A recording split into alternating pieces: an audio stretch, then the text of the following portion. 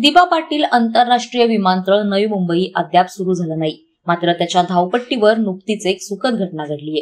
जगप्रसिद्ध सुपरकारपैकी एक असलेली लॅम्बोर्गिनी या कारची नव्या विमानतळावर जबरदस्त स्पीड टेस्ट घेण्यात आली। विमानांच्या धावपट्टीवर कारची स्पीड टेस्ट हीच एक वेगळी गोष्ट असल्यामुळे सध्या चर्चेला उधाण आलंय।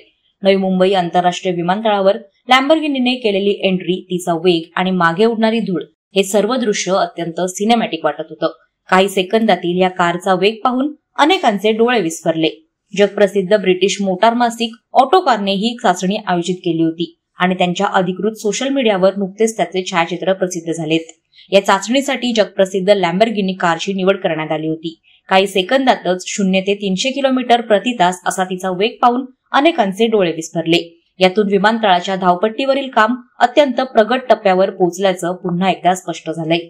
याआधीही या धावपट्टीवर एक विमान यशस्वीरित्या उड्डाण घेऊन गेलं होतं, तर आता लॅम्बोर्गिनी सारख्या स्पोर्ट कारच्या वेगाची या ठिकाणी चाचणी घेण्यात आली आहे।